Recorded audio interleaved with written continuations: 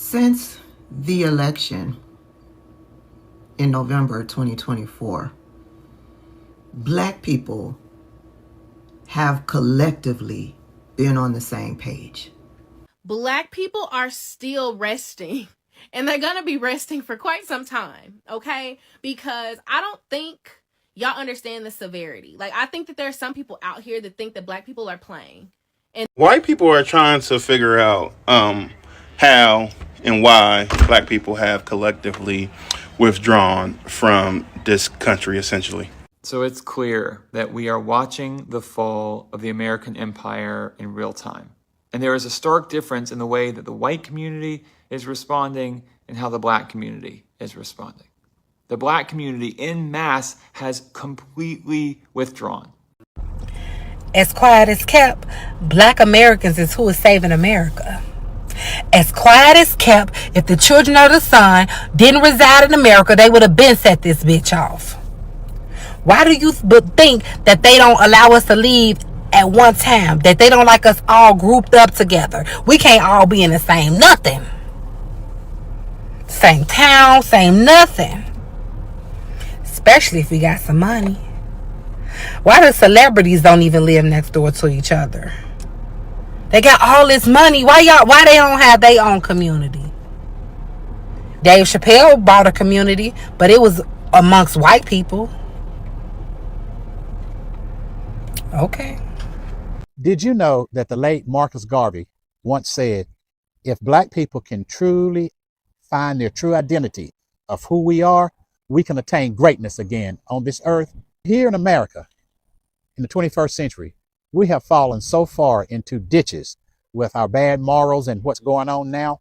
Somebody's going to have to pull us out of this ditch. And what if part of our purpose for being in this country and our purpose for being on this earth is the time and the place to pull this country back out of this moral degradation? We once led the world before the birth of Christ. We're the oldest people on the earth. We have the perseverance, we have the talent, we have the skill. What if part of our divine purpose for being in this country is to reach down and pull America out of this ditch when this nightmare kind of comes to an end? Why not us? Get ready, Black America. We might have to participate at a level that we weren't even thinking of, because it might be us to help rescue this country. Thank you. Child, sometimes we say we want better, but are we really following through? We know exactly what we need to do.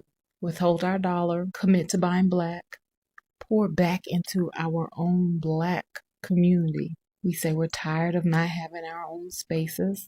We say we're tired of being overlooked, censored, and disrespected. But when those opportunities show up, do we take them? When those spaces appear, do we actually show up? Or do we freeze and second guess? Do we do it once and then we're not consistent? We sign up when we're excited, but do we follow through?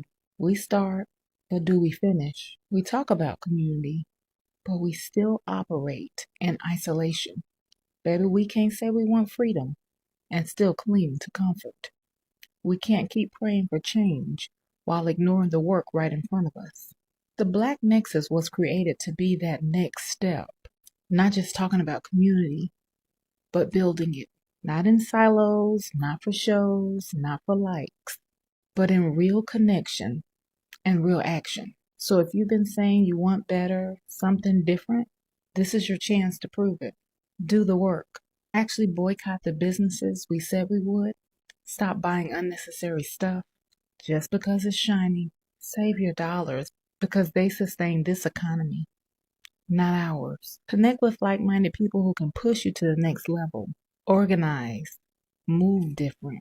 And if you've already signed up for the Black Nexus, now go verify. Go connect. Go build. Don't just watch the movement. Be the movement. Because, baby, better doesn't just happen. We make it happen. Together. Happy Black History 365. And I'll see you next time. Prior to the civil rights movement in the early 60s, 70s, and the 50s, the black community was known for its resilience, known for its doggedness, known for its participation in furthering, the American economy. The black family was very strong and determined and resolved in itself until the infiltration allegedly of the white supremacists via the agencies like CIA, where white businesses on Wall Street, Washington was decimated, where you had crazy riots that broke out that left a lot of white persons taking over black properties that were destroyed in fires that were ignited all across the US, and the introduction of drugs within the black community. And now blackness is associated with ghettoism, associated with violence, associated with division, and all of this has labeled the black community bad. It was a systematic system put in there by the white imperialists to destabilize the black community from becoming what it was, because it was a threat to the existing status quo. And all of a sudden, with the rise of Kamala Harris contesting for the office of the president, we begin to see the black community being unified.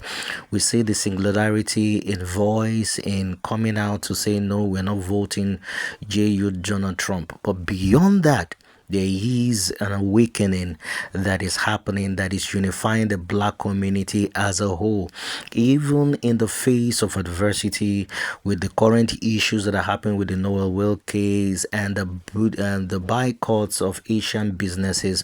We begin to see the black community of old being unified and coming together. The intention of this video is not to stir up racial hatred. It is for educational purposes, and people who are in power do not like that consciousness. They do not like that reality that is happening. So if you're coming across my YouTube channel, I want you to kindly give us a thumbs up, hit the subscription button. We have a couple of videos to share with you, and at the end of the video we'll come out to give you our own final conclusion on the subject matter. So hang in there.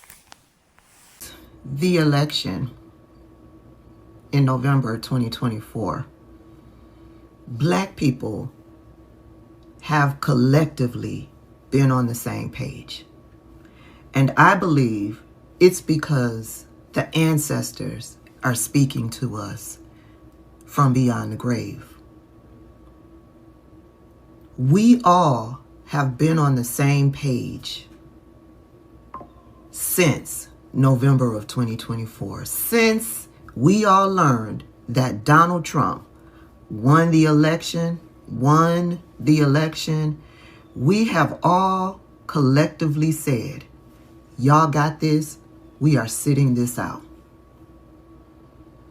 And for us to all be on the same page, it has to be our ancestors speaking to us beyond the grave. That is what I believe. In addition to that, black people took the time to read Project 2025. Black people took the time to listen to and watch other people breaking down Project 2025. So black people in the United States were the most educated on what they were planning to do because of Project 2025. It was an open book test. They put it out there for all of us to see. They made it free. You could have ordered that book for free. You could download it and read it for free. And a lot of people did not take advantage of it. A lot of people did not take it seriously. A lot of people tried to silence black voices who were trying to educate and warn people about what was in Project 2025. Donald Trump won. And the chaos immediately started. Why? Because they had everything already planned. If they had the book, free and available for people to download, they had already had all of their executive orders written out and planned. All Donald Trump had to do once he took the oath was sign them. So coupled with our ancestors speaking to us from beyond the grave and us being educated on Project 2025, we said, y'all got this. We said, y'all got this. We knew that what they were planning, they needed black bodies in order to be successful. We knew it. And we said that we were not going to put our black bodies on the line anymore. And we've been successful in doing that. And I will say that white people, especially out there in Minneapolis, Minnesota, are stepping up to the plate to do what needs to be done. I'll give y'all some finger claps for that. Just know it's a long battle ahead. But with that said, as a result of Donald Trump now being the commander-in-chief, he is in every way possible, him and his administration are desperately trying to fulfill all of what they need to fulfill from Project 2025 so that they can have this new world order. Okay? They're desperately trying to do that. But it ain't working out as they planned because we ain't out in the streets. I don't know if you know this, but Kevin Roberts, the CEO of the Heritage Foundation, it is rumored out there in the streets, I don't know, he studied Black Americans for decades. That's how they came up with this plan. That's how they were going to use black bodies, because he specifically studied African Americans, Black Americans in this country, and how we rise up against injustices. And they thought that they were going to use that knowledge to get to their new world order. Y'all let me know. Is that true, Kevin Roberts? I've seen that plenty of times out there on social media. Anywho, they are floundering. They are flailing. A lot of the things that they attempt, they fail. First of all, Donald Trump, he should be known as the failure in chief. Nothing he touches comes to fruition. Nothing. He's incompetent. And they think that they can keep him under wraps. He will let them know quick, fast, and in a hurry. He's the HBIC. I use the B purposely because that's what he is. Anywho, so they want to attack journalism. They want to attack free speech. It's all a part of their game. And in doing that, they went after black journalists. They wanted black people to be the face of something, thinking that it would get us out in the streets. I believe that's why they specifically went after Don Lemon, and the fact that Don Lemon is doing what journalists should be doing, and he is doing it without fear. Well, we still ain't going out in the streets. But since Don Lemon's arrest and his release, him and his good friend Joy Reid got together over on his channel, and I found this clip, and I'm just gonna let you listen to it, but it provided confirmation for me that us sitting our black asses at the house is where and what we need to be doing, because us sitting at the house is causing them to fail. Check this out. That there were folks like you who had been on the channel and others, and once I talked to Tim, when I was able to talk to him, he's like, yeah, the channel's been going all day. Your team has been kicking ass. Your friends, your journalist friends have been on all day. He goes, you have no idea. And I'm like, no, I don't. Look at my face. I'm like, oh my God. You can see it. You can see it. Of course you were. I mean, you never really, we talk all the time about fascism, and we know that part of what fascism is that your government will direct its awesome power against individual citizens. We know that's a possibility. But, as some 2 days from you, and then it's 1 degree away from you, and then it's literally somebody who you text with and who's your friend. You know what I mean? It comes closer and closer and closer. It creeps closer and closer and closer until it's literally upon you. And then in your case, it's you. And so, we're really, I think, processing as a country what authoritarianism is. And for people who think, oh, this is just abstract, this is not our issue, this is not about us, particularly Black folks, it's about us. Because you notice that what they finally drew down to is 9 Black people. They went through all of this hell to attack brown people and attack Black immigrants. And eventually, they always come back to African Americans. We are still the focus of the hatred and the bile of the far right, whether the far right is called the Confederacy, the far right is called slave owners, whether the far right is called Jim Crow, whether the far right is in the Republican Party or in the Democratic Party back before when it was the Dixiecrats. It doesn't matter what the brand name is. The far right in the United States always eventually comes right back to Black folks, because we really are, us and indigenous people, we're the evidence of the crimes of their ancestors. And they will never get over the hatred, the core hatred of us. These are the 4, you mentioned the 9 people. These are the 4 journalists who were arrested. Georgia Fort, me, and then Traherne Jean Cruz and Jamel Lendl Lundy, but they're based in Minnesota. That's according to the reports. And so look at that. I mean, that is not by accident.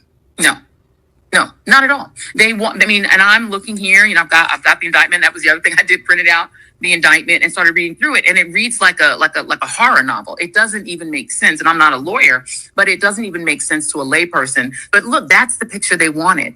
And, there's been plenty of reporting, plenty of inside scoop from people like Lev Parnas that Stephen Miller and et al. Were upset about the fact that the visuals of the occupation of Minneapolis, the visuals of the occupation were very white. The protests, even going back to No King's Day that we covered together with Jim Acosta, very white. The people who turned out to No Kings too, very white.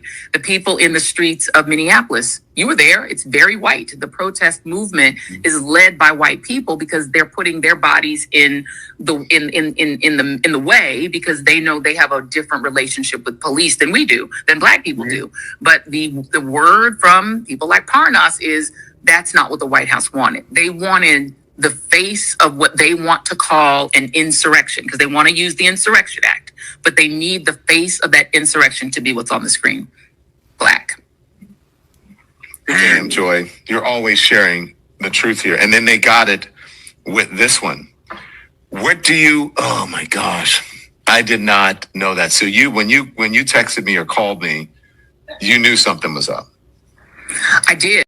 And it is my opinion, the reason why they want Black bodies in the streets is because for centuries, white people did not care about Black lives. It is easier for their collective to accept certain things if Black bodies are murdered for them to get to that goal. That's why they want Black bodies in the street. They've been sacrificing Black people, our rights, for decades because y'all have been silent. Y'all have been okay with it. And when I say y'all, I'm saying white people. You good white people. Y'all continue to vote and put them into office, even though they are hurting and harming Black people. And so they just thought for sure that they would get to this point And black people will get out in the streets. Black people will do what they have always done. Put their bodies on the line. And Donald Trump will then install the Insurrection Act. He will murder a few thousand black people, and you all would be okay with it. But black people said nope, because the ancestors spoke to us from the grave and said, sit this one out. White people continue to do what you have been doing. They have a different relationship with you than they do with us. It's going to be you to pull us through this. Welcome back, guys. It is quite glaring from the videos that we have just watched that the playbook, the evil playbook that was brought out by these individuals who have systematically worked their way to power has not really panned out. You know, there's a saying that says that the end justifies the means, and I can tell you that all of these attacks on minority groups, deportation, and Latinos, Hispanians, and all that was geared at one particular thing, targeting the black community, because the black community has had an attitude of always coming out and standing for everyone and coming to everyone's defense.